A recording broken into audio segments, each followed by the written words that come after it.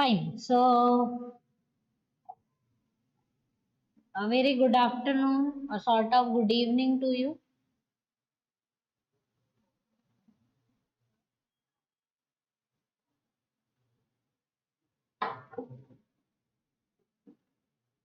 Can you hear me, na, beta, everybody? Yes, sir. Okay. So, somebody is new here over there. I got Ria. Can you just turn on your cameras?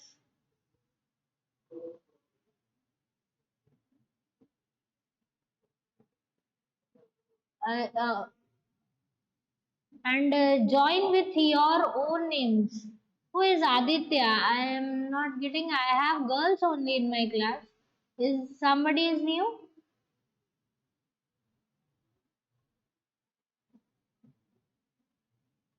Sushmita is there. Churchill is there.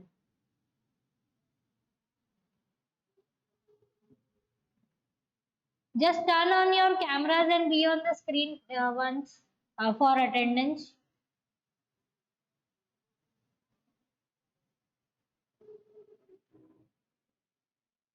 Okay.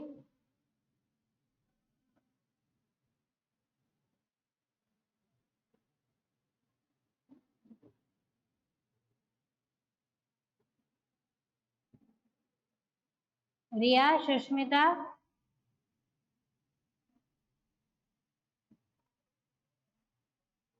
Okay, fine.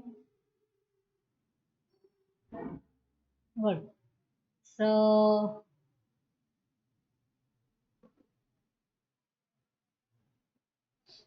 fine. So, all of you are there, and I think it's a bit lazy afternoon for you all because it's too hot outside and sitting at home and having the online classes back to back is really a torture for you people.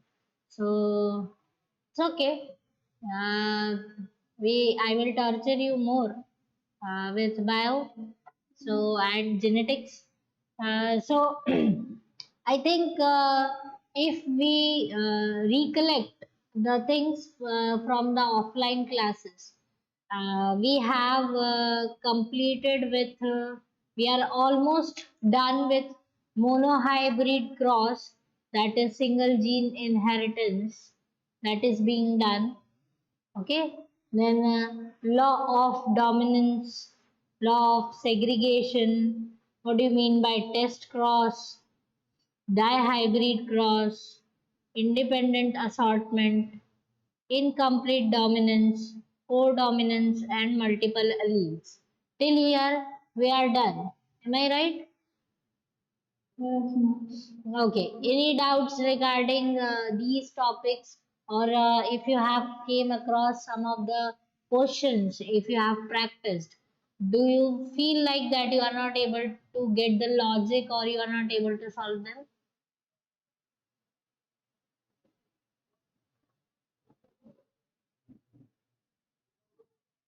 Nothing like that. Okay. So I think you must be remembering this, that monohybrid cross, we got 3:1 ratio regarding pea plant. Okay.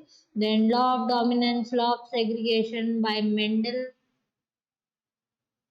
and test cross dihybrid again 9 is to 3 is to 3 is to 1 ratio is there, and that is again with the pea plant, two characters simultaneously we have studied. Okay. On based on that, we studied the law of independent assortment. Then incomplete dominance. In that we studied regarding the plant that is called Mirabilis jalapa, and we studied that pink flower was obtained. That is 1 is to 2 is to 1 ratio was there. Then again we had codominance. Codominance, in that we studied the example of presence of two colors of the coat can be seen clearly. The ratio is again similar, that is 1 is to 2 is to 1. Okay, that part we have studied. And For codominance, you have so many examples. The dogs called Dalmatians, then cow is showing codominance. There are so many animals which show codominance very clearly. Then multiple alleles we studied regarding the blood group. Okay, blood group and how does it affect us and what happens to us when we talk about the family, how it is being organized, how it is being passing from one generation to another. And I think you can map out the blood group of the family if you know some of the hints, so that is also easy. That is clear to you?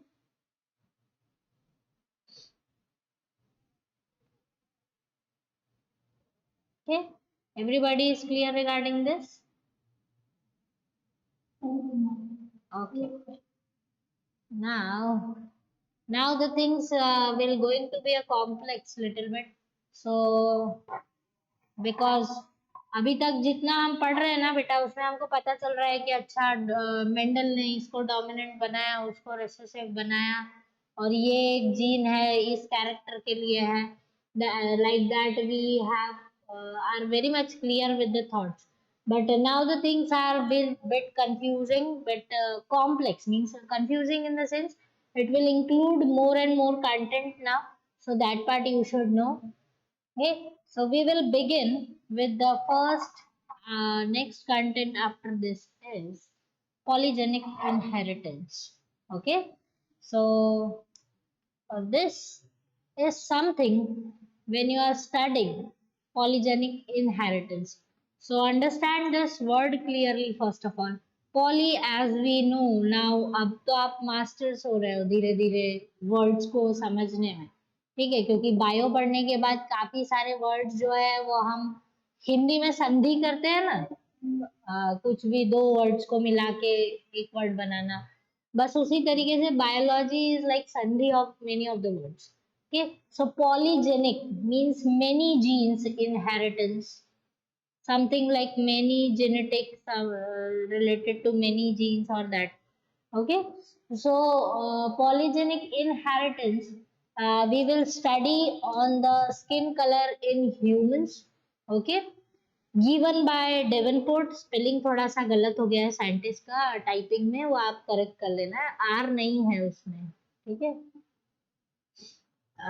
Davenport was given by skin color in humans.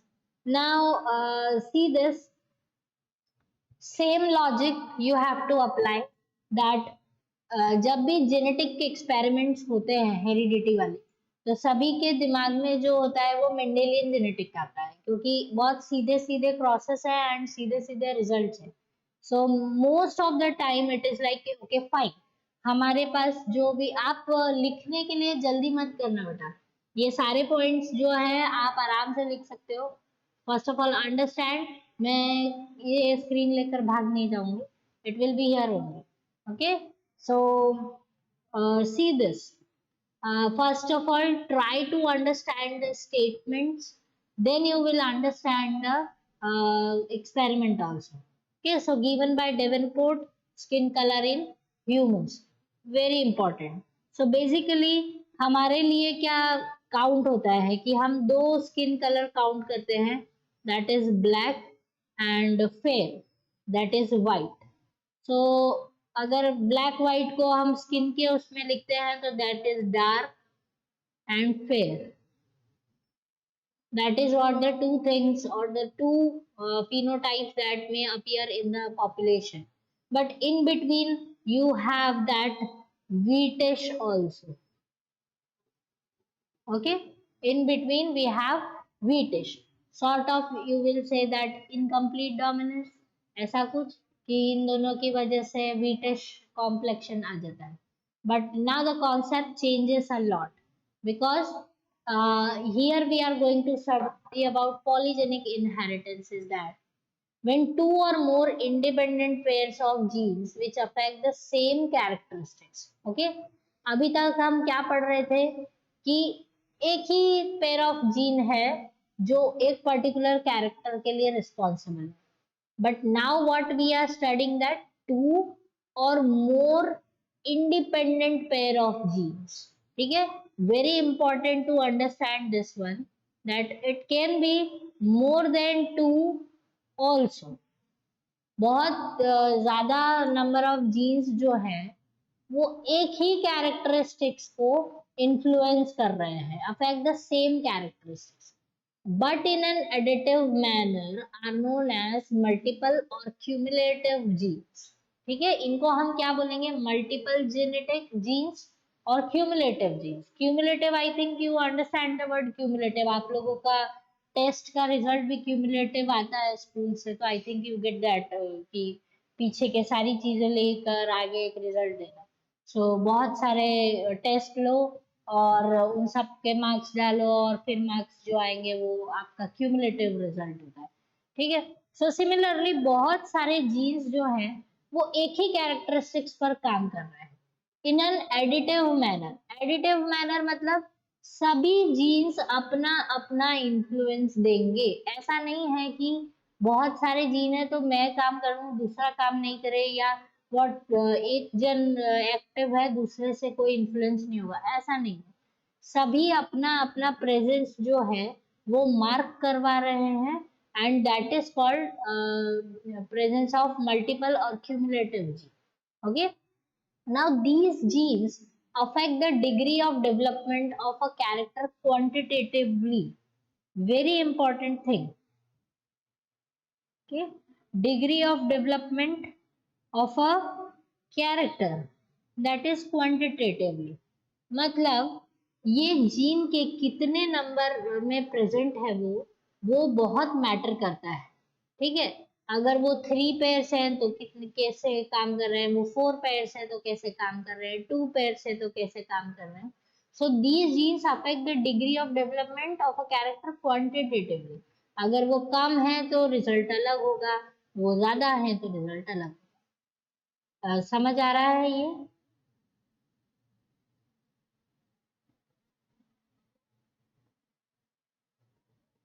हम repeat कर देते। Yes बेटा, repeat करूं? Yes. Okay, now just see this, if I से pair of jeans. ठीक है, तो हमने पहले तो क्या समझना है कि टू और more independent pairs of genes. अभी तक हम क्या समझ रहे थे कि एक पेयर जो जीन का है वो पर्टिकुलर कैरेक्टर के लिए काम करता है, सपोज एक्स के लिए। ठीक है, एक पेयर। लेकिन ये इस पर्टिकुलर कैरेक्टरिस्टिक्स में, जैसे कि स्किन कलर इन ह्यूमंस, इसमें more than two independent pairs हो सकते हैं, मतलब और भी पेयर्स हैं जो कि सभी के सभी ये स्किन कलर के लिए रिस्पॉन्सिबल हैं। ये चीज समझ में आ रही है? ठीक है, now second point is that कि these genes affect the degree of development of character. मतलब ये कैरेक्टर कैसा होगा वो क्वांटिटेटिवली डिसाइड इन जीन्स के बेसिस पर होता है। क्वांटिटेटिवली मींस अगर सिर्फ ये प्रेजेंट है तो रिजल्ट अलग होगा, अगर ये दो प्रेजेंट है तो रिजल्ट अलग होगा, अगर ये 3 पेयर प्रेजेंट है तो रिजल्ट अलग होगा, इसमें से कोई एक नहीं है तो रिजल्ट अलग होगा। So that leads to a character development in sort of quantity. Is it clear to you? Yes. Okay. Now, here the effect is dependent upon the number of doses of genes present in individual. वही ऊपर वाला sentence जो quantitatively लिखा हुआ है उसी को समझाया जा रहा है कि इसका जो भी इफेक्ट है उसका number of doses of genes. Okay, doses of genes मतलब कितने पेयर जो है वो एक्टिवली पर्टिकुलर चीज कर रहे हैं, पिगमेंटेशन कर रहे हैं present in individual, that effect can be seen. Okay, now see skin colour की जब हम बात करते हैं तो स्किन कलर में जो हमारे पिगमेंट्स होते हैं, let me take this,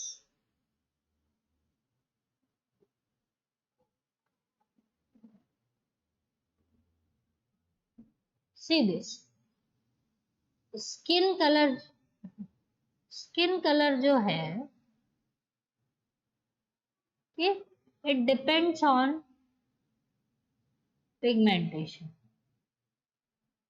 pigmentation किसके ऊपर?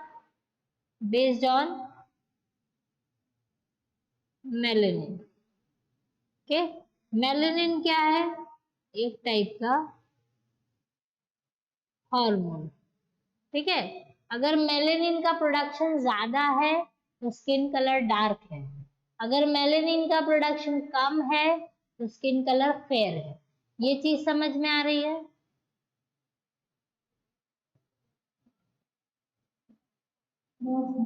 Okay, good. Now see, I'm just giving you one example to understand this. If I have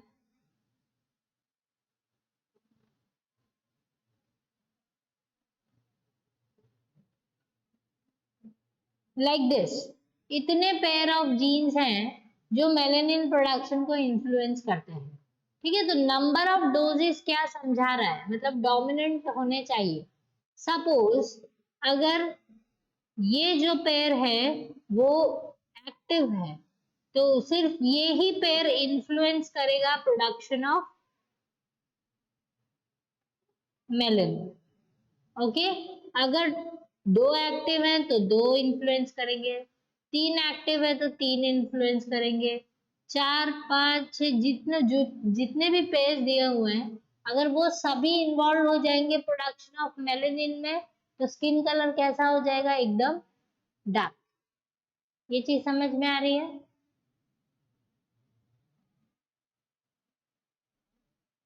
is it clear? Good. ठीक है, सो So, understand this. Effect is dependent upon the number of doses of genes present in the individual. Okay? कितने doses of jeans जो हैं वो heredity के through pass हुए हैं, और उनमें से कितने डोजेज जो है वो एक्टिवेटेड है, that leads to the production of melanin, and that leads to the generate the skin color of the humans. Is it clear to you?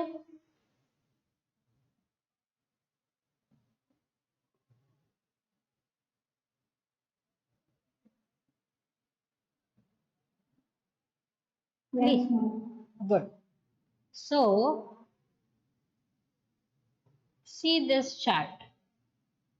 ठीक है, अब ये चीज को समझो। Shall I?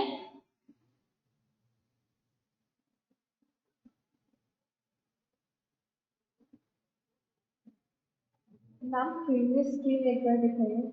हाँ, you can write down and just let me know so that I can proceed.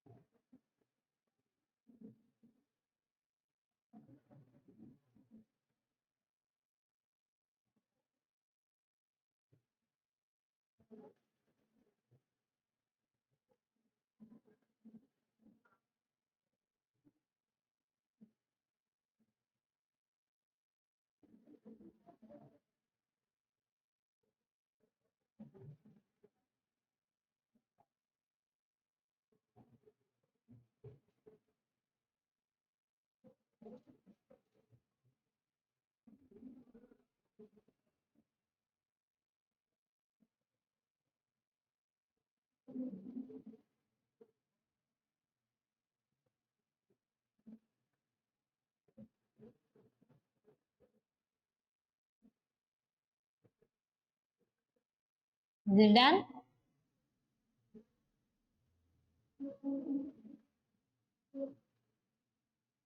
Yes, ma'am. Shall I change?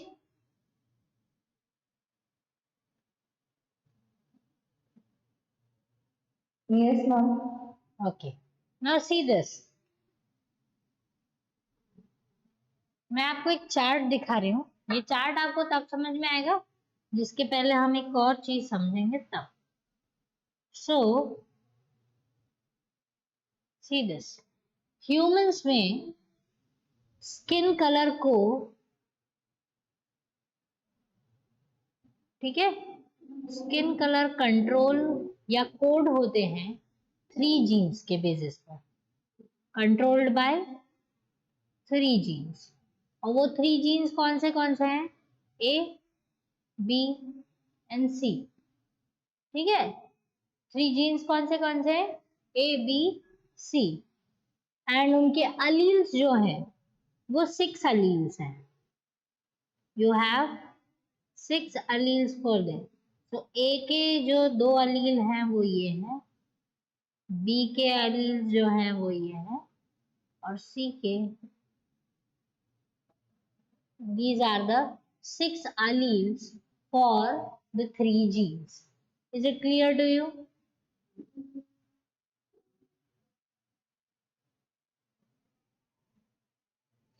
Yes, ma'am. Okay. So allele और genes का कॉन्सेप्ट आपको क्लियर है. That means अगर हम किसी individual को consider करते हैं तो उसके अंदर वो 6 alleles होने चाहिए. ठीक है.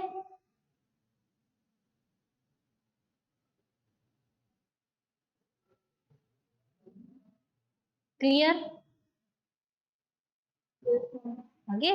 Now see, if I take 2 individuals, one is having all the alleles as a dominant combination. हो सकता है कि कोई ऐसा हो, hmm? और one I will take completely recessive. ये चीज क्लियर हो रही है?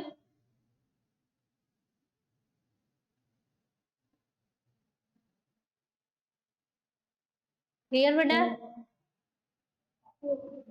ओके. दैट मीन्स इस इंडिविजुअल से जो गैमीट्स बनेंगे that will be like this.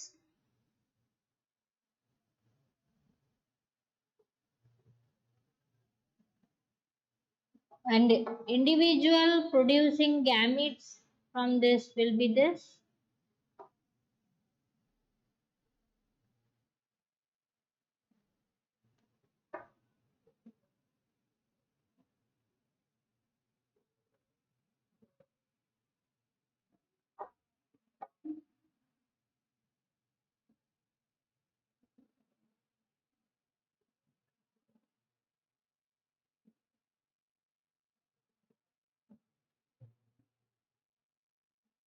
Yes, ma'am.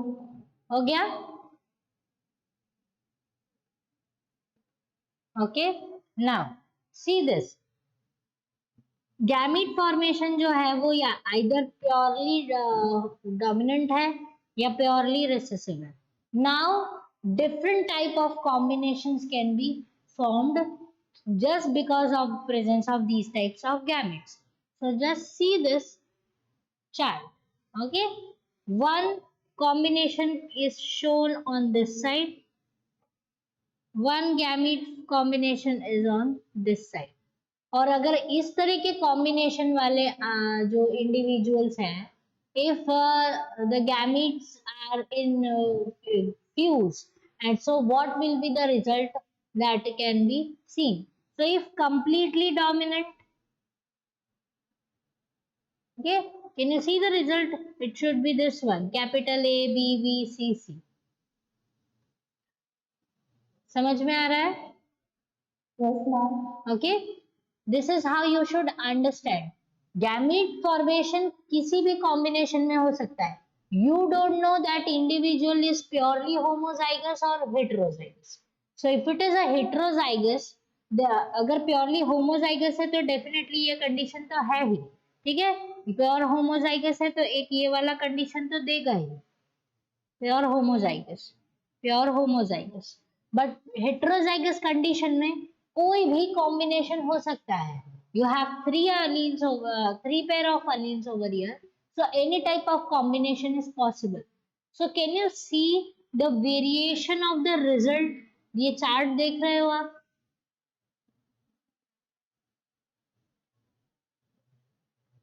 Okay, ये आप अभी ड्रॉ करोगे, डोंट वरी, आप खुद से ड्रॉ करोगे, अभी रश मत करो, बस समझो, इतना समझ में आ रहा है? Yes, ma'am. Okay, so see here, when an individual with this combination, so you have a b c, ये जो कॉम्बिनेशन है हमारे पास इन डिफरेंट टाइप्स ऑफ अलील्स के वजह से, सो इन ह्यूमंस ये जो जीन है वो किस तरीके से प्रेजेंट है और कितने एक्टिव हैं, उस वो डिपेंड करते हैं कि कैसा स्किन कलर होगा। So those who are having this combination pure, कि जिस इंडिविजुअल में परफेक्टली डोमिनेंट होमोजाइगस कंडीशन होगा, that individual will be the darkest on the earth. उसका स्किन कलर जो होगा वो डार्केस्ट होगा, उससे ज्यादा डार्क और कोई चीज नहीं हो सकती है, ऐसा, ठीक है। और जो ये इंडिविजुअल है, that will be the most fair individual on the earth. Almost you can say that skin जो है वो आपको ऐसा लगेगा कि एकदम ट्रांसपेरेंट सी, अजीब सी है, मतलब इतना ज्यादा वाइट होगा।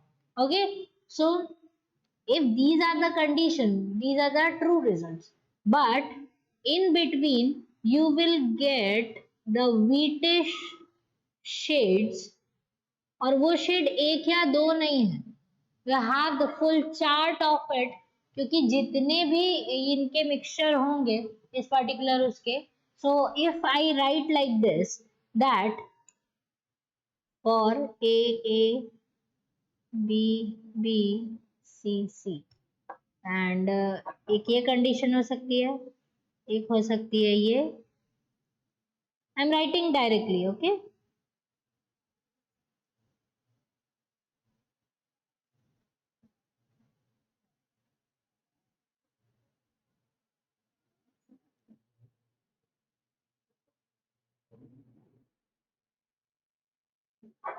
So many sort of combination can be present.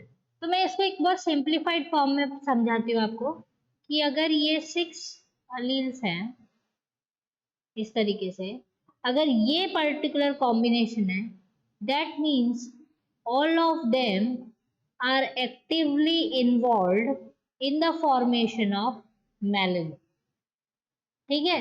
ये सभी के सभी पीछे पड़ जाएंगे मेलानिन प्रोडक्शन के लिए, सो ये जो ह्यूमन है वो एकदम डार्क हो जाएगा। अब सपोज अगर ये कंडीशन है, सेकंड वाला, एक छोड़कर बाकी सारे पीछे पड़े हुए हैं, ठीक है, इसमें 50-50% चांसेस हैं,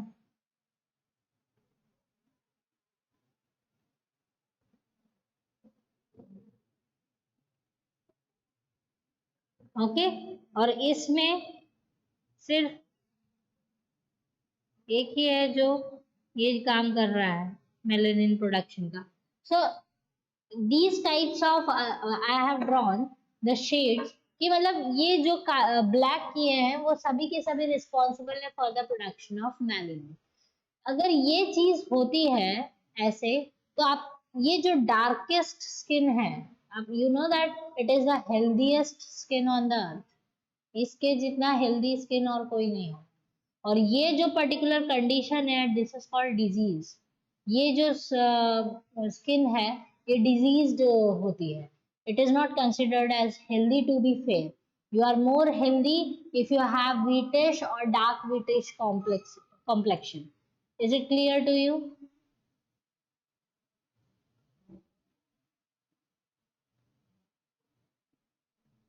Yes, ma'am. Okay, so if these are the gametes from this, आप खुद बनाओ बेटा, सारे गैमेट्स के कंडीशंस को रखो चार्ट में and draw this chart and उसमें इसमें तो ऐसे शेड बना के दिए हुए हैं, you don't need to draw the shade, just write down the all the combinations formed just because of these particular pair of alleles, so that part you can write.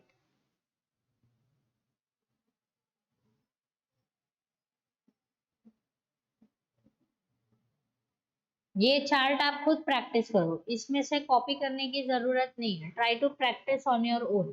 एक बार कर लो, फिर हम देखते हैं कि आपका कितना सही हो रहा है।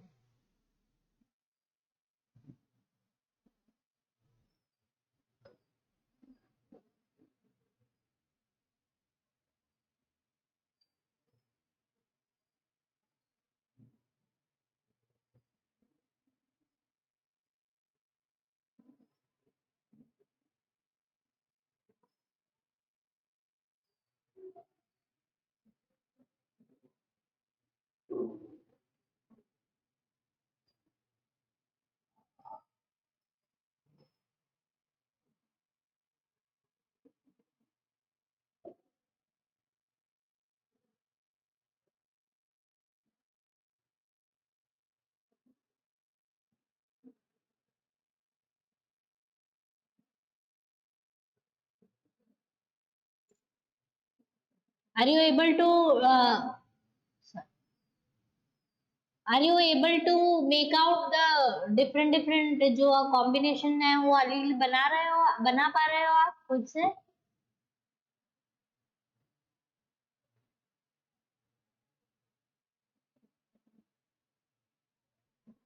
Are you able to do that बेटा?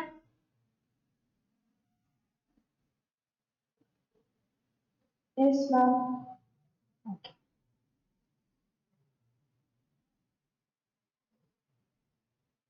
If you are not able to do, just let me know.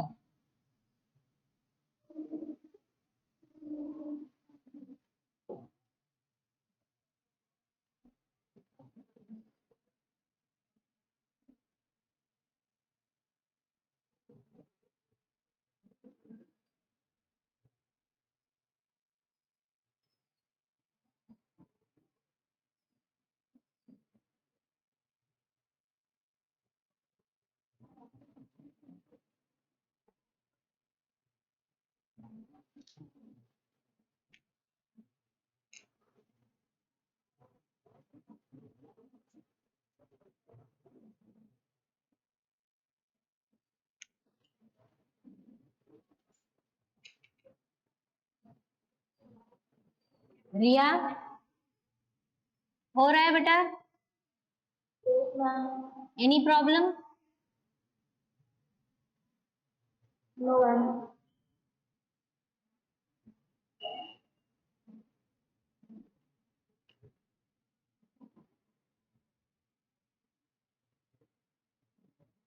Dipanita?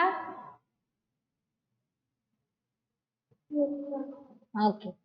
Can you sort out all the alleles and can you form that how they can be hybrided? Yes, ma'am. Okay, fine.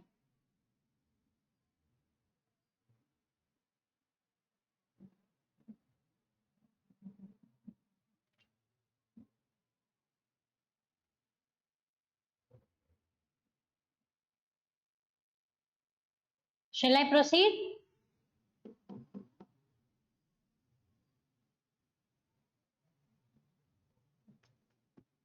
Still doing?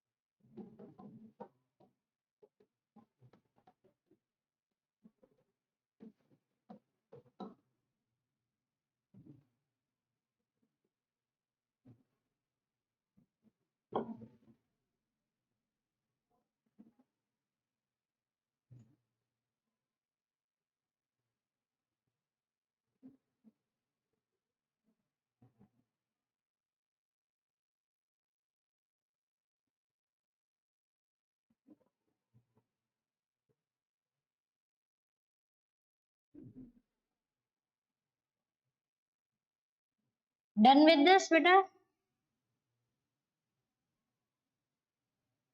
Yes, ma'am. Okay.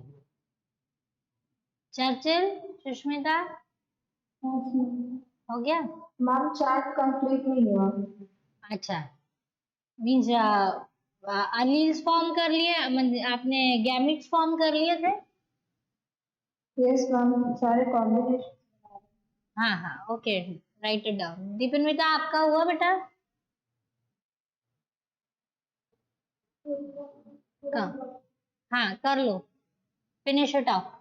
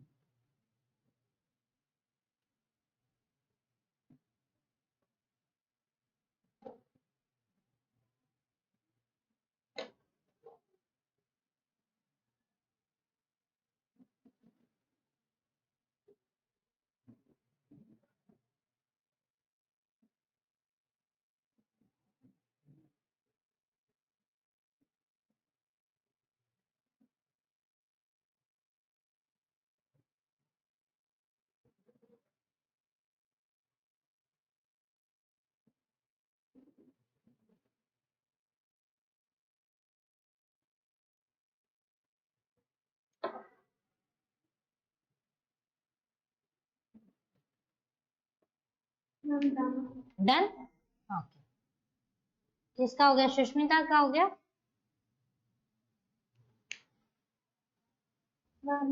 अच्छा, दीपिन्विता का हो गया। ठीक है, so see this, that is what you have to understand. आपने देखा यहाँ पर जो ये शेड्स दिखा रहे हैं, वो किस बेसिस पर दिखा रहे हैं? जितने भी डोमिनेंट हैं, ओके, जिसमें ज्यादा डोमिनेंसी है वो थोड़ा डार्क है, जिसमें रेसेसिव ज्यादा है वो लाइट है। And these shades basically, if you see on this side, this range is basically not seen in India. India क्या, जो आप एशियन कॉन्टिनेंट्स अगर देखते हो आप, okay, so we can not see these types of skin generally, मतलब इतना common population में नहीं है। We are somewhere in between, very where we have all these things, जहाँ पर हमारे यहाँ ये सारे शेड्स देखने को इजीली मिल जाते हैं, इवन ये भी मिल जाते हैं आपको, okay, but these lighter ones are comparatively not the common population of India, okay. हाँ, एसी में बैठ बैठ कर जबरदस्ती ऐसा बना लेना खुद को, that is something different, because this particular gene जो ये हम पढ़ रहे हैं phenomena, it is very much influenced by the presence of light around us, okay, तो बहुत इन्फ्लुएंस होता है लाइट की वजह से। And if the light intensity is there, जैसे जैसे लाइट इंटेंसिटी ज्यादा होगा, मतलब सनलाइट, वैसे वैसे मेलानिन प्रोडक्शन जो है वो ज्यादा होती जाएगी। That means it is directly proportional to the presence of light, okay, so very much influenced.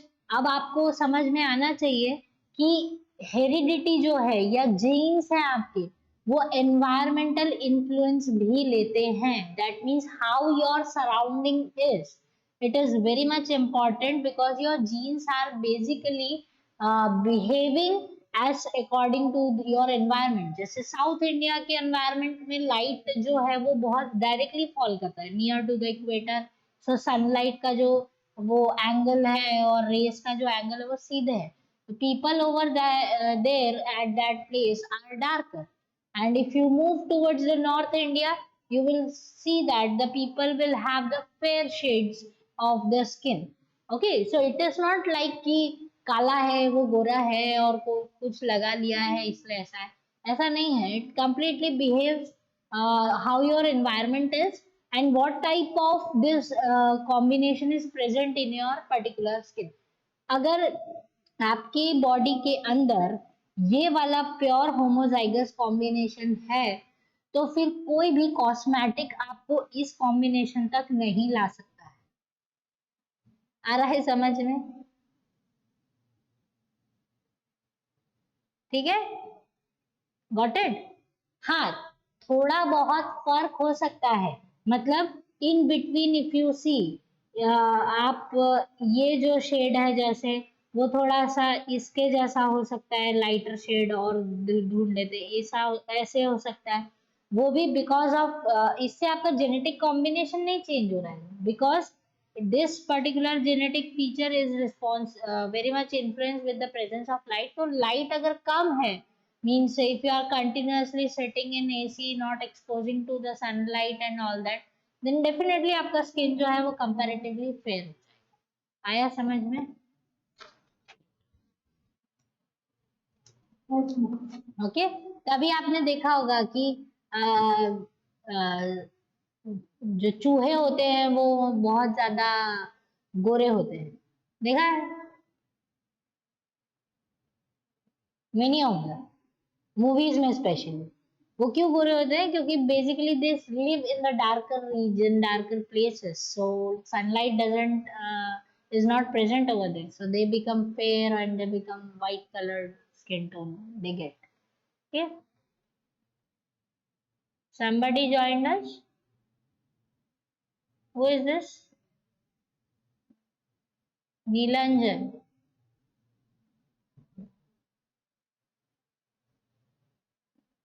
New student?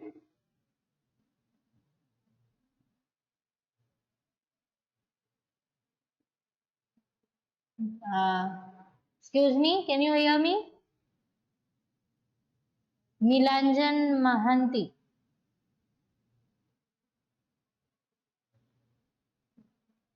Who is this?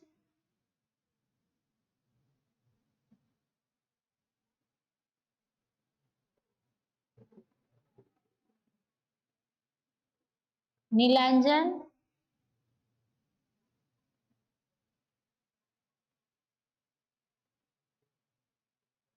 Are you the new student?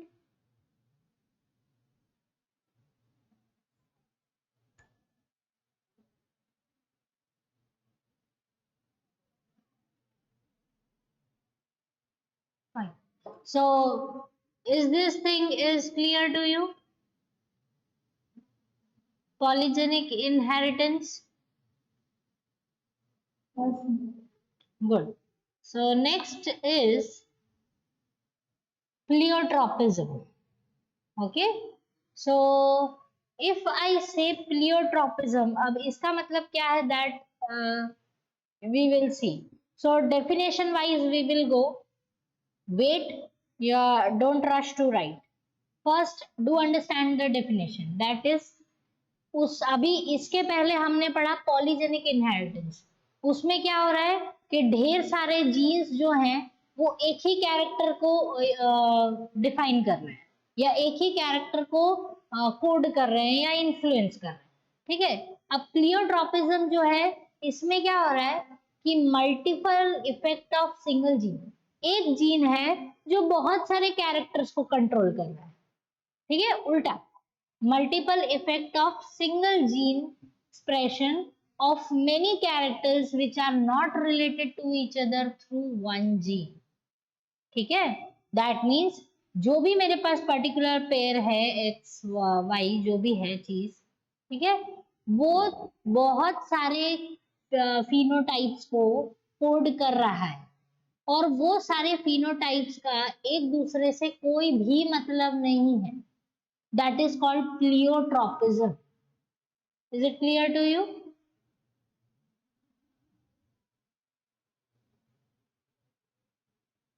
Got it? उल्टा है।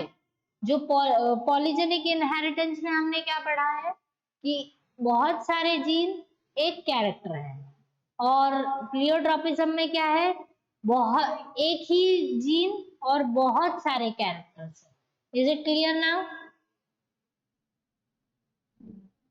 Yes. Okay, now see this. So multiple effect of single gene or expression of many characters which are not related to each other through one gene. ठीक है, ऐसे characters को express करता है जो एक दूसरे से बिल्कुल रिलेटेड ही नहीं है। So example if we take that in Drosophila, if you see this, the recessive gene for vestigial wings Read the statement very carefully, okay? The recessive gene for vestigial wings produce vestigial wings. ये उसकी condition है कि जब भी recessive gene homozygous condition में होगा तो वो ड्रोसोफिला के अंदर वेस्टिजियल विंग्स बनाएगा. In addition to that, it is also responsible for the production of these many characters which we have listed out. So these many characters are tiny wing like balancer behind the wing. एक ऐसा भी एक छोटा सा अलग से wing बना के देता है. Certain bristles मतलब body पे कुछ अजीब सा डिजाइन फॉर्म होना. ओके, क्योंकि वो इंसेक्ट्स हैं तो इंसेक्ट्स के आप देखते होंगे कि उनके जो विंग्स होते हैं उस पे एक अजीब अजीब सा टेक्सचर्स होते हैं and all that. Okay, then structure of spermatheca. I think आपने अर्थवॉर्म वगैरह पढ़ा है तो आप स्पर्मेथिका समझते होंगे.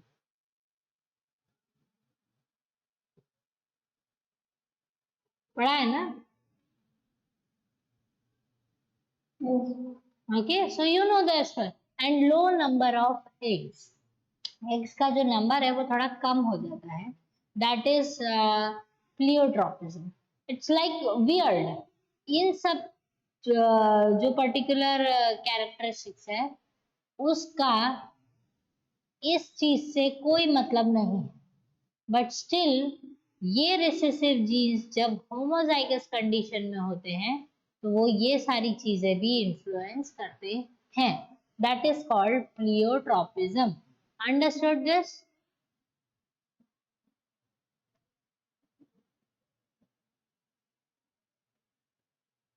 Yes, ma'am.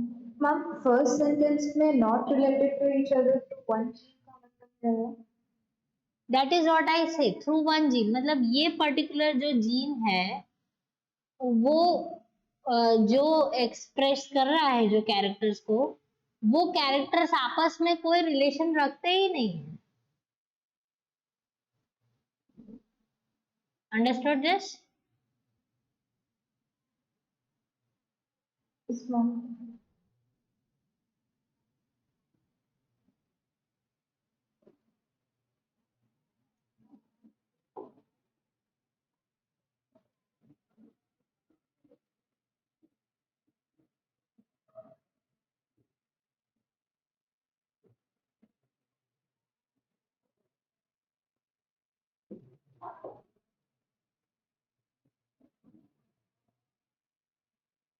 Written? See, all these things are not given in your textbook. I think प्लियोट्रॉपिज्म वगैरह नहीं दिया है. दिया है?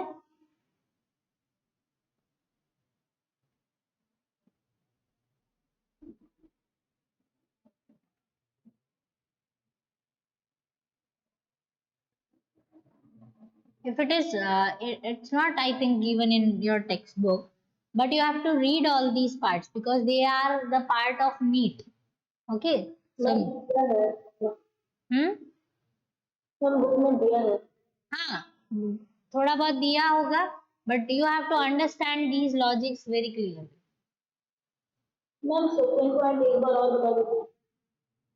Okay.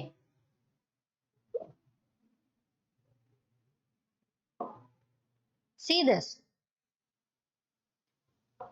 The point is in Drosophila. Okay. The recessive gene, जो recessive gene है जब वो होमोजाइगस कंडीशन में रहेगा, ठीक है, recessive homozygous condition. Suppose vestigial wings के लिए है तो मैं डोमिनेंट ऐसे लिख देती हूँ और रेसेसिव ऐसे लिख देती हूँ. तो होमोजाइगस रेसेसिव अगर है तो वो वेस्टिजियल विंग्स को कोड करता है और वो क्या बनाता है? वेस्टिजियल विंग्स ही बनाता है. बट वो वेस्टिजियल विंग्स बनाने के साथ साथ ये सारी कैरेक्टरिस्टिक्स को भी इन्फ्लुएंस करता है. अब समझ आया? Yes, ma'am. That is what the second statement is saying.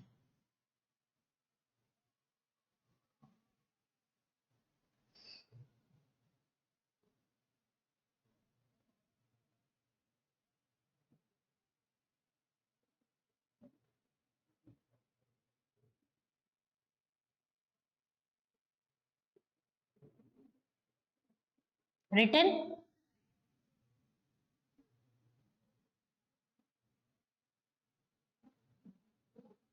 Is it done, beta? हम एक मिनट.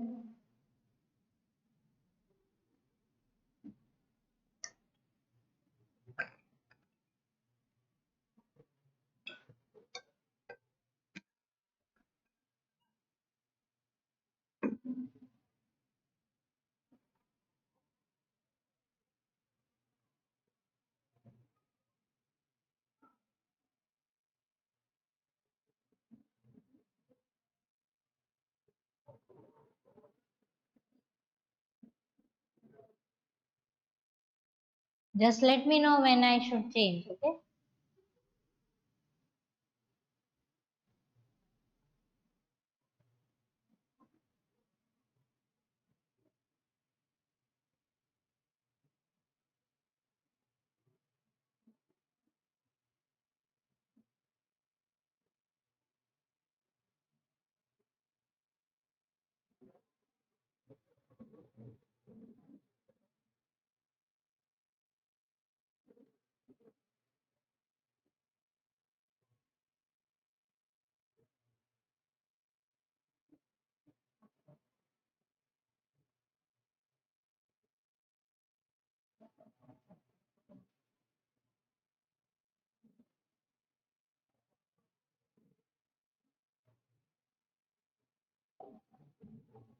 Shall I?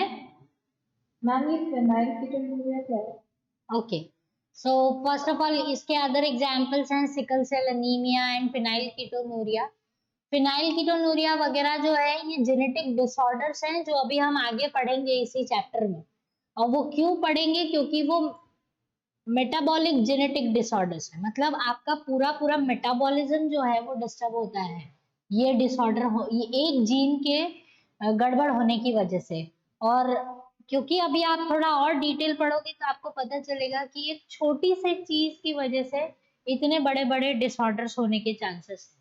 ठीक है, तो ये बहुत मामूली डिसऑर्डर्स नहीं है, they are very much serious. And see this example sickle, I think sickle cell anaemia तो आपको पता है थोड़ा बहुत. You must have heard about it. इस वक्त थोड़ा सा पता है कि बस चेंज हो जाता है आरबीसी का शेप. शेप जो है वो सिकल शेप हो जाता है. क्या होता है that part we will see. Okay, see anaemia. Anaemic condition क्या होता है? ठीक है, आपने अपने पेरेंट्स को, ये स्पेशली मम्मी को कहते हुए सुना होगा कि खून की कमी हो गई है, खून की कमी हो गई है, सुना है? Okay, now see this. Anaemia मतलब खून की कमी. ठीक है, अब खून की कमी क्यों हो गई है that part we will see. If the normal blood cell जो आरबीसी हमारा वो ऐसे होता है, तो this particular RBC is having, I think आपने हीमोग्लोबिन स्ट्रक्चर जो है वो उसमें पढ़ा है, ये बायोमोलिक्यूल्स में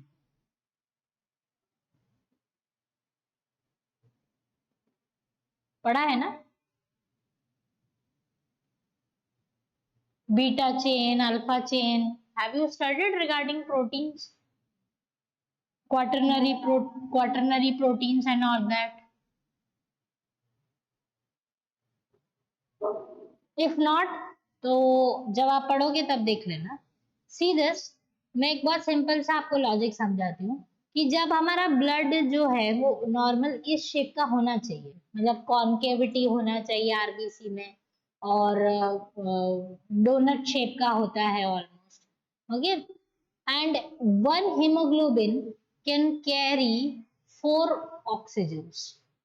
एक यहाँ पर रहेगा, एक यहाँ पर रहेगा, एक यहाँ पर रहेगा, एक यहाँ पर रहेगा. ये हीमोग्लोबिन स्ट्रक्चर. हीमोग्लोबिन जो है वो कंटेंट है आरबीसी का. ठीक है, हीमोग्लोबिन जो है वो आरबीसी का मेजर कंटेंट है, क्योंकि ये ऑक्सीजन कैरी करता है और जो रेड ब्लड सेल्स जो है उसको एक जगह से दूसरी जगह पर पहुंचा देते हैं. Is this part is clear to you? Yes ma'am. Okay, now what happens that जब ये शेप चेंज हो जाता है, if it becomes sickle shape, then what happens, जो ये फोर कैपेसिटी है ना ऑक्सीजन को कैरी करने की, वो कम हो जाती है, either वन और टू, मैक्सिमम टू, उससे ज्यादा वो कैरी नहीं कर सकता है। ठीक है।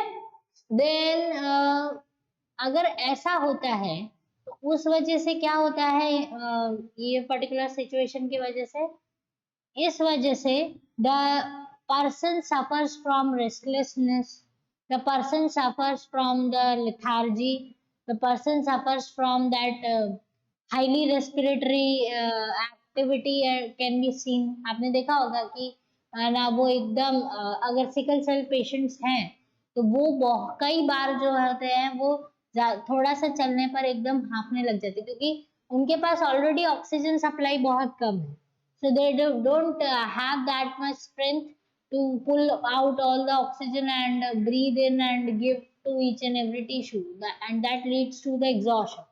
Okay, so ये चीज बहुत important है, and as a female we must know that we are almost prone to anemia, हम लोग ज्यादातर अनीमिया को लेकर प्रोन है। द रीजन इज मेंस्ट्रुएशन, जो पीरियोडिकली आपका ब्लड लॉस होता है, जिसकी वजह से आप अनीमिक फील करते हो, eight that time you have definitely वो जो ब्लड है वो वेस्ट जा रहा है आपकी बॉडी से, but that doesn't mean that उसके होने से कुछ फर्क नहीं पड़ता।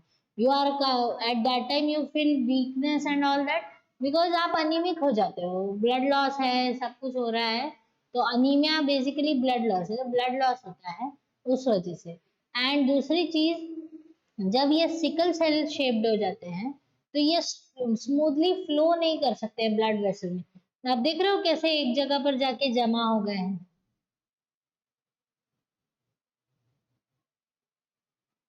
Okay, now this thing leads to the blockage.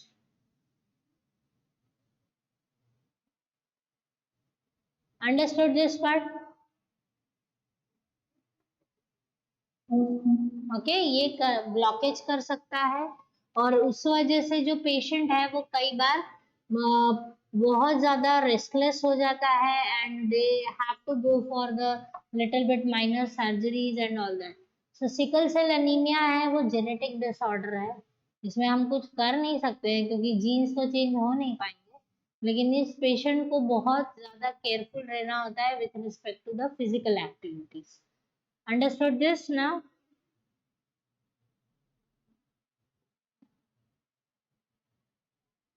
Okay, fine. So this is what the anemia is. Next. So something more regarding this is epistasis.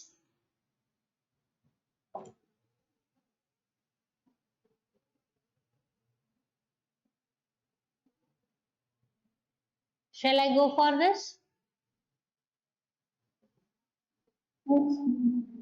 Okay. So epistasis जो है वो एक और कंडीशन है जिसमें क्या हो रहा है, when two or more genes influence a phenotype, मतलब पॉलीजेनिक इनहेरिटेंस हो रहा है। ठीक है, when two or more genes influence a phenotype, an allele of the gene has an overriding effect on the phenotype।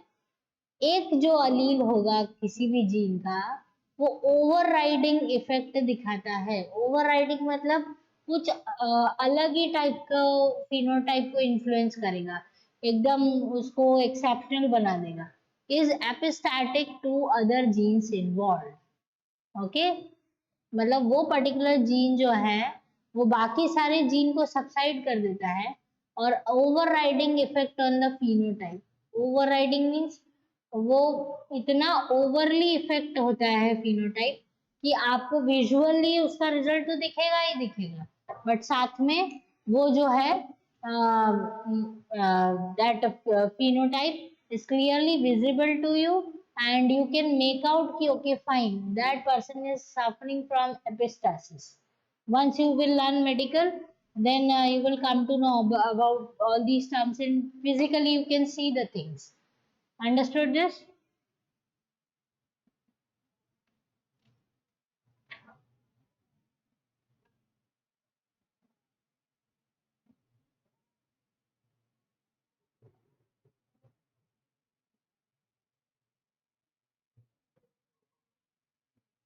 Clear? Riya, Churchill, Sushmita. Ma'am इसका example के साथ explain करना। रिपीट बेटा, I am not getting your voice. मैं example के साथ explain कर सकती एपिस्टैसिस को, हूँ। या एपिस्टैसिस को आप कर सकते हो। फर्स्ट ऑफ ऑल, ये दो टाइप के एपिस्टैसिस जो होते हैं वो दो टाइप के हो सकते हैं। डोमिनेंट एपिस्टैसिस भी होता है और रिसेसिव एपिस्टैसिस भी होता है। इतना डिटेल नहीं पढ़ना है आपको, बट फिर भी मैं आपको एक चीज समझा देती हूँ इसमें क्या किस तरीके से आपको लेना है, समझना है अगर एपिस्टैसिस को। सो बट उसके पहले आप ये डुप्लीकेट जीन्स भी पढ़ लो, तो आपको एक आइडिया मिल जाएगा उसके अकॉर्डिंग। ठीक है? Okay, so next is duplicate genes. When two or more independent genes present on different loci independently produce the same phenotype. ठीक है? अब अभी तक हम क्या पढ़ रहे हैं कि जीन्स जो है वो एक साथ होते हैं और एक फिनोटाइप बना सकते हैं और ये सब। अब क्या बता रहे हैं कि एक ही जैसे जीन्स है। डुप्लीकेट जीन्स मतलब सबसे पहले तो दो या दो से ज्यादा है और इंडिपेंडेंट है, मतलब ऑन डिफरेंट लोकाई। सपोज ये फर्स्ट पेयर ऑफ क्रोमोसोम पे प्रेजेंट है एक ए जीन, और दूसरे पेयर पे प्रेजेंट है बी जीन। ओके, बट ए और बी दोनों रिस्पॉन्सिबल हैं एक ही फिनोटाइप को बनाने के लिए। ओके, दोनों रिस्पॉन्सिबल हैं एक ही फिनोटाइप को और इंडिपेंडेंटली प्रोड्यूस वो करते हैं, मतलब इसकी वजह से इस पे कोई फर्क नहीं पड़ता है। ठीक है? वो अपने हिसाब से उसको एक्सप्रेस करवाना चाहता है और दूसरा अपने हिसाब से। तो same phenotype such that either of genes can be used to produce that trait. मतलब वो इस तरह से काम करते हैं कि अगर उसमें से एक खराब भी हो गया है तो दूसरा वाला जीन है वो इजीली उस पर्टिकुलर कैरेक्टर को बना दे सकता है पूरा। Okay, so this is very important. These types of genes are called duplicate genes. Understood this?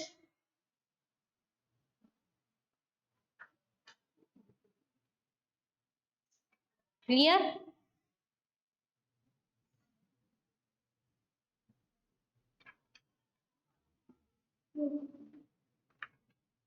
Okay. So,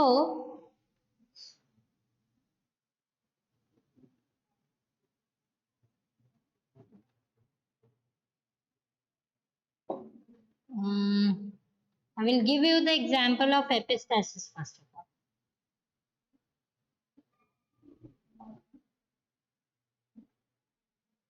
Okay. So, epistasis में हम क्या समझ रहे हैं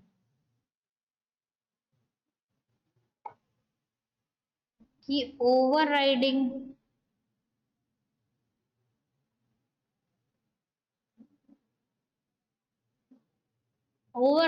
इफेक्ट है। Overriding effect means, see this, okay, has an overriding effect on the phenotype is called epistatic. सारे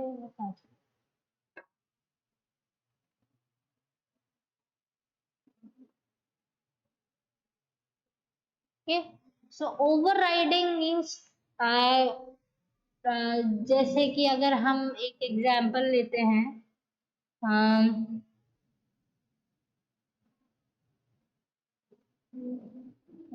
एक simple example अगर आपको बताती हूँ तो ड्रोसोफिला का लेना है।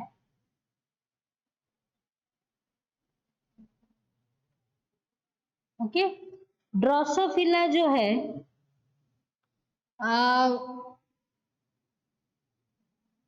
इसमें आई पिगमेंटेशन की बात हो रही है।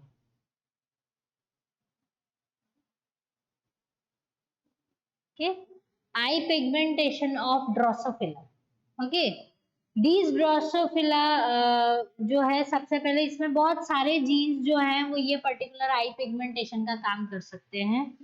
ठीक है? And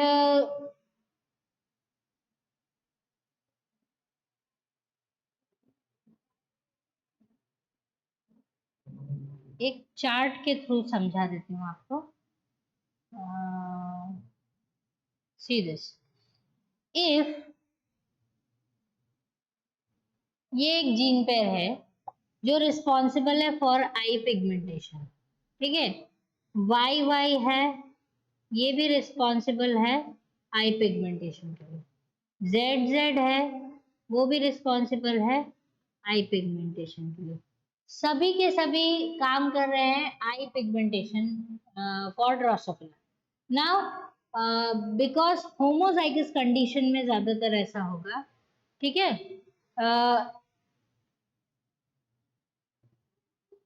If these type of conditions are present in particular Drosophila, then what will happen? If this gene is responsible for the production of pigment, तो वो इतनी ज्यादा पिगमेंट प्रोडक्शन करेगा सो दैट ये जो है वो अपने आप सबसाइड हो जाए, ठीक है। वो कोशिश करेगा कि इनको अपने आप सबसाइड कर दो। क्यों? क्योंकि वो नहीं चाहता है कि ये भी साथ में मेरे काम करे, ठीक है। That is called epistasis. Is this part is clear to you? Okay. Now इसके पिगमेंट प्रोडक्शन की वजह से ये इतना ज्यादा प्रोडक्शन होगा कि वो इन्फ्लुएंस करेगा इनके प्रोडक्शन पर, और उस वजह से इन दोनों के जो प्रोडक्शन है वो डाउन चले जाएंगे। ओके। और ये जो पर्टिकुलर कॉम्बिनेशन है वो होमोजाइगस डोमिनेंट एपिस्टासिस हो जाएगी। एपिस्टासिस,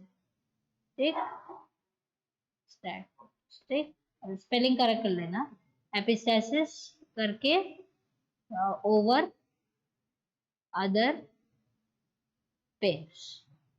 ये चीज क्लियर हो गई आपको? Okay, that is what the epistasis is. Now duplicate genes clear है?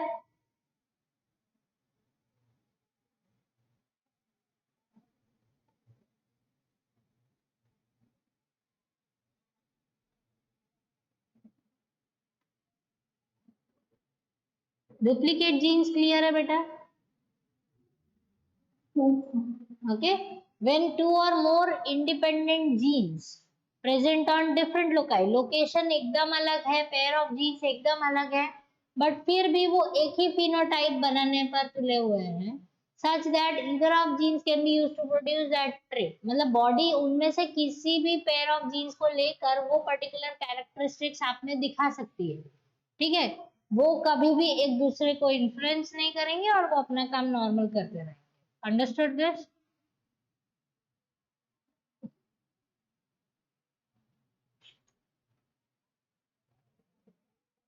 I have tried easy statements for to make you understand।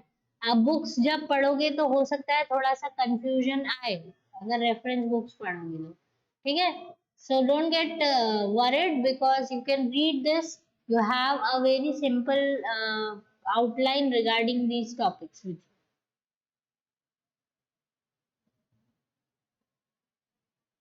Shall I proceed?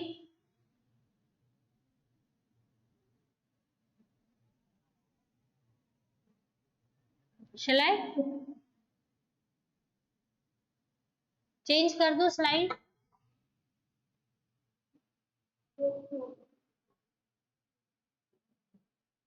Okay, now the chromosomal basis of inheritance थोड़ा सा बड़ा है, क्या है वो चीज समझ लो।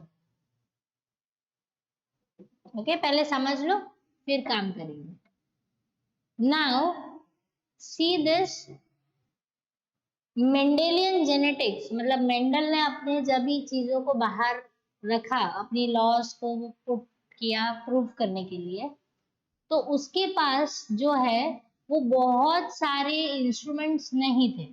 सो इट वाज कम, जो उसकी जो रिसर्च थी वो purely based on what he observe in his particular experiments in an one particular population. Okay, तो that is what the Mendel क्या वो आप बोल सकते हो कि मतलब मेंडल को जो उसने किया, उसने देखा, उस हिसाब से उसने वो सारी चीजों को समझा और लॉस को फॉरवर्ड किया. But later on, other scientists independently rediscovered Mendel's के results को on the inheritance of character. Very important, क्योंकि independently rediscover करना मतलब वो 100 साल पहले अगर चीज हुई है तो कैसे हुई होगी. तो वो डिस्कवरी वापस करना, that is called independent rediscovery. Okay, so that is how it is being done. Then in 1902, the chromosome movement during meiosis have been worked out. फिर और अच्छे माइक्रोस्कोप्स आ गए. फिर हमको पता चला कि सेल डिवीजन में तो ये सारी चीजें भी होती हैं. तो फिर और महान लोग आए, उन्होंने बताया कि behaviour of chromosomes was parallel to behaviour of genes, used chromosome movement to explain Mendel's laws. ठीक है. अब देखो, मेंडल ने तो वर्ड यूज किया था कि कुछ फैक्टर है, कुछ फैक्टर है. फिर धीरे से पता चला कि वो फैक्टर जीन्स है. ठीक है. और बाद में पता चला कि जैसे हम जीन्स को दो पेयर में लेके चल मतलब पेयर्स में लेके चल रहे हैं, हमको क्रोमोसोम्स को भी उसी तरह से पेयर में लेकर चलना है. That is what the parallel to the behaviour of genes chromosomes. जब पता चला कि हमें अभी तक हम सोचते थे इनके हिसाब से कि जीन्स सिर्फ एक एक है और बाकी उसका कुछ काम नहीं है. बट आगे समझ में आया कि जो जो अलील की बात हो रही थी वही जीन्स की बात हो रही है, और वही जो है क्रोमोसोम्स की भी बात कर रहे हैं. मतलब पैरेलल बिहेवियर है. जो हम जीन्स के लिए टर्म्स यूज कर रहे हैं, similar terms you can use for allele, similar terms you can use for chromosome. So basically chromosome और जीन वर्ड बहुत ही ज्यादा एक साथ चलते हैं. Understood this part?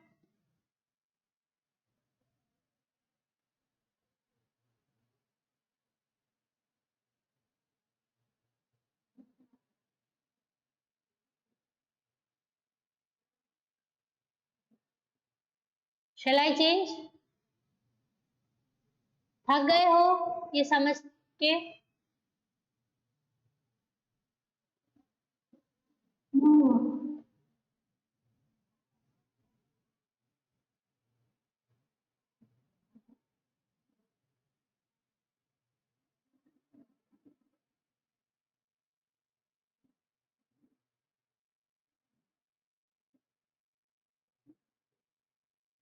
Shall I change the slide?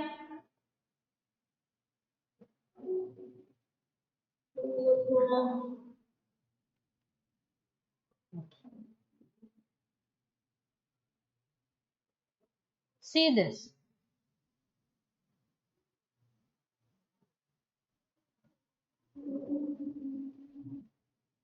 ठीक है. ये देखो, जब हम अलील्स की बात कर रहे हैं, इफ आई से अलील्स, तो आपको ये चीज समझ में आनी चाहिए कि अलील जो है वो या जीन्स है, वो पेयर ऑफ क्रोमोसोम्स पे रिप्रेजेंट होती है. ठीक है. जब वो पेयर ऑफ क्रोमोसोम्स पे है और if it undergoes meiosis, then all these things will divide equally. मतलब गैमीट्स जब बनते हैं तो जीन तो आपको पार्ट पार्ट मिलता ही है, बट जीन के साथ आपको पूरा क्रोमोसोम भी है, वो हाफ मिलता है. It is not like you are getting चलो ये वाला ये चीज पापा वाली अच्छी है तो पूरा क्रोमोसोम वो वाला ले लिया, फिर एक मदर वाली अच्छी है तो पूरा क्रोमोसोम ले लिया. It has to be divided into two equal parts, then only it can be proceeded to give each and every gamete which is being formed. Understood this?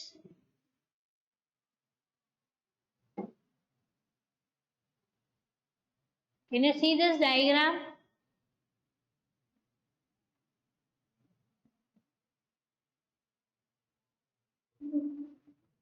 Okay.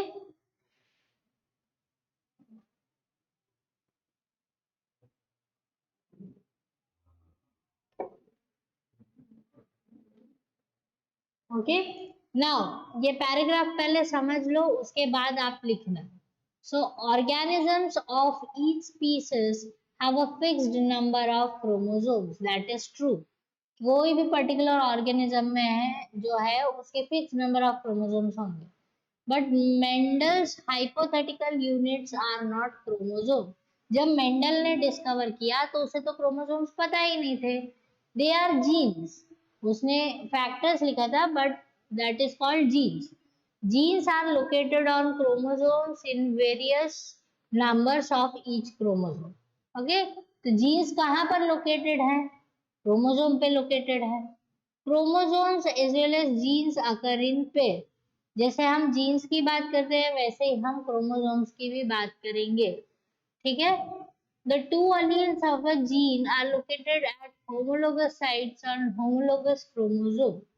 अब जो दो अलील है of a gene pair are located at homologous sites on homologous chromosomes। ये चीज समझ में आ रहा है?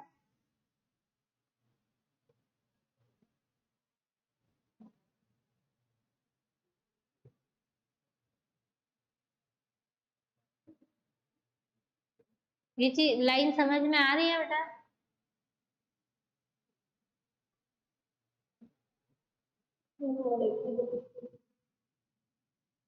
रिपीट। मैम ये chromosomes in various numbers of each chromosome ये समझ में आता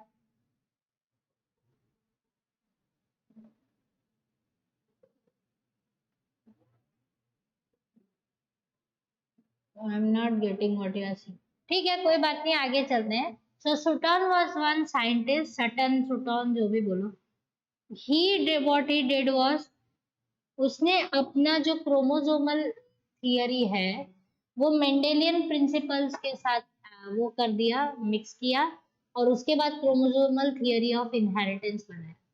it was verified by different scientist, और उन्होंने ड्रोसोफिला पर इसको स्टडी किया। He suggested that genes are arranged in linear fashion on chromosome। linear fashion मतलब जीन्स जो है वो ऐसे लीनियरली अरेंज है एक आर्म पर। ऐसा नहीं है कि आधा जीन इधर है और आधा जीन इधर है, इस तरीके से नहीं प्रेजेंट होते, वो लीनियर फैशन में प्रेजेंट होते हैं। And all such aspects establish that there is a chromosomal basis of laws of inheritance was proposed by Mendel।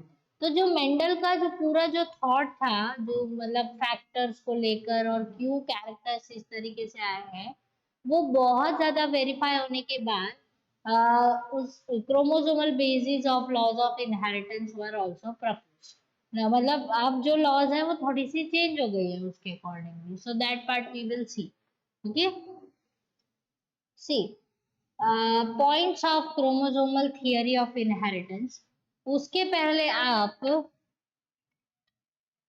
ये पत रखो,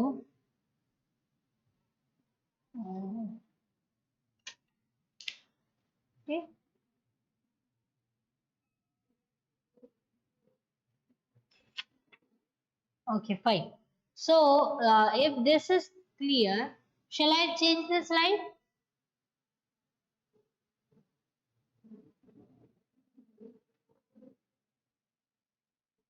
Shall I? है।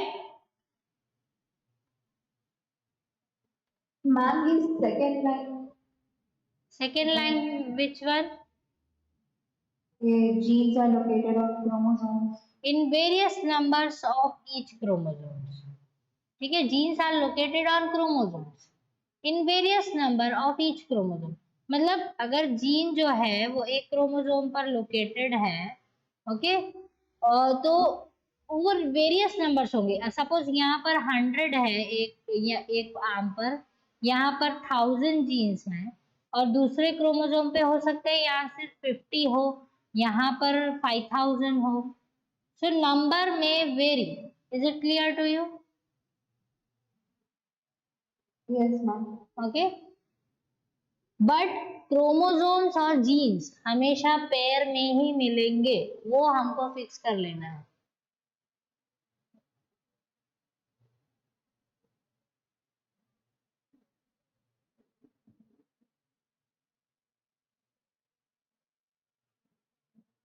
Shall I change मैम एक बार प्रीवियस पेज दिखा दी। this one?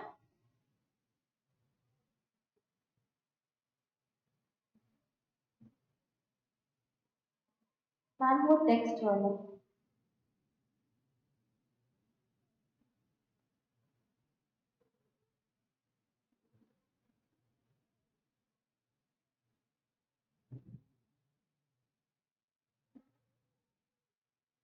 हाँ मैम हो गया। Is this done?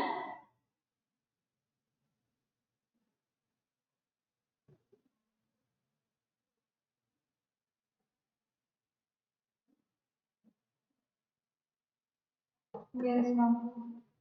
Everybody?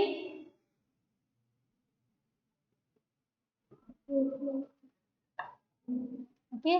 So points for chromosomal theory of inheritance, मतलब points मतलब salient features. Okay. जो salient features हैं chromosomal theory बना क्या, क्यों बना, कैसे बना, क्या हुआ finally, that is given in these points. So first I will explain, then you will write.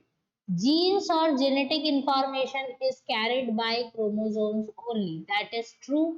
मतलब क्रोमोसोम्स के ऊपर ही तो जीन्स होते हैं, अगर क्रोमोसोम्स नहीं है तो जीन्स नहीं होंगे. Is this part is clear?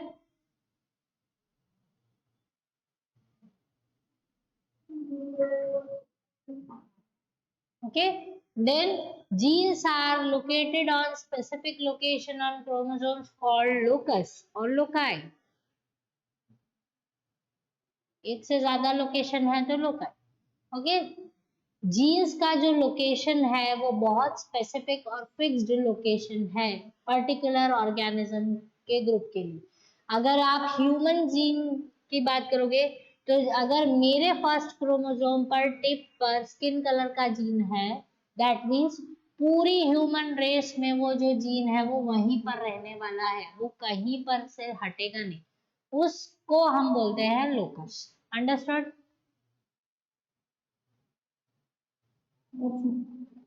Then chromosomes are located in the nuclei, thus indicating that nuclei play an important role in heredity. Okay, definitely. जो न्यूक्लियस है उसी के अंदर तो डीएनए क्रोमैटिन मटेरियल होता है, क्रोमोसोम भी उसी में रहेगा. ठीक है. A typical body is diploid, which implies that it contains two sets of gene. अगर diploid है मतलब two sets of gene होना कंपलसरी है. The gametes are haploid containing one set of gene. और जो gametes है वो one set उसमें से obtain करते हैं.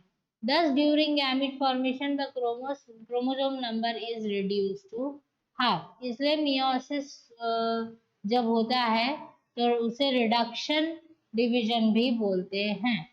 Understood?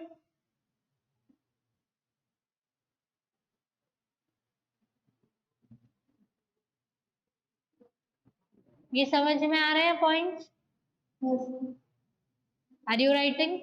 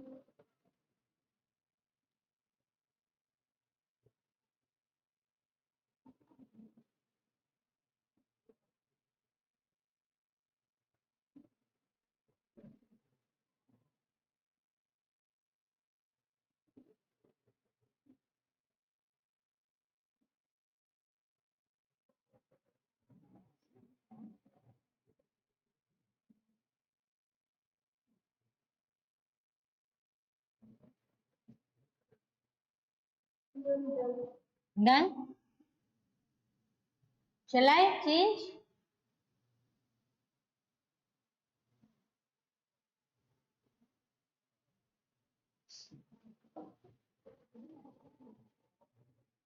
Then next 2 points, that the gametes fuse during fertilization and contribute equally to the hereditary of the offspring. ये chromosomal theory of inheritance से पता चला था, ठीक है. And the chromosomes follow Mendel's law of segregation and independent assortment during meiosis and recombine at the time of fertilization in zygote.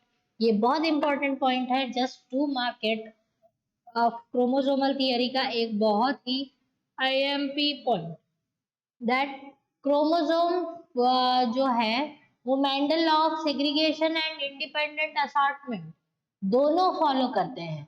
कब करते हैं? मियोसिस में. And recombine at the time of fertilisation in zygote.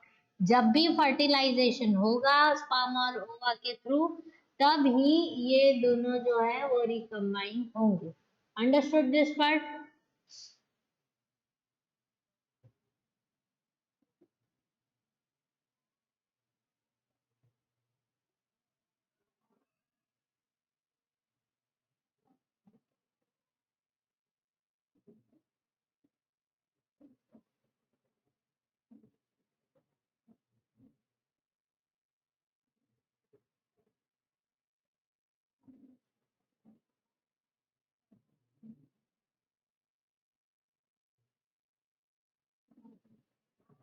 Done.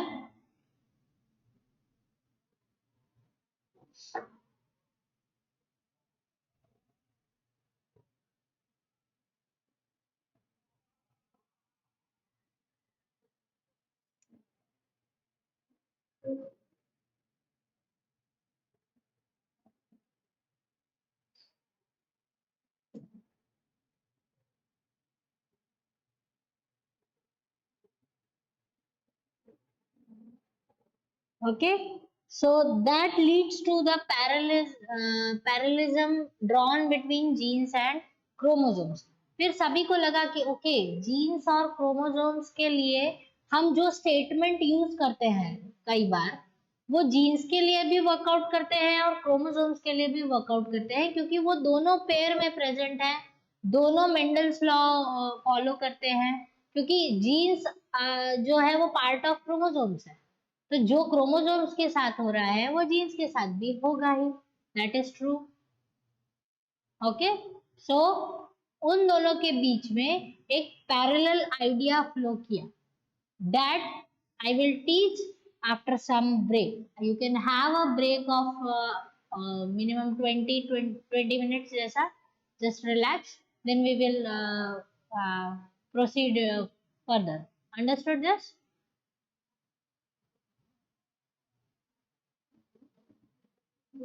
Yes, fine. Okay, have little bit of break. इतना सारा genetics एक साथ दिमाग में घुस जाएगा तो शॉर्ट सर्किट हो जाएगा.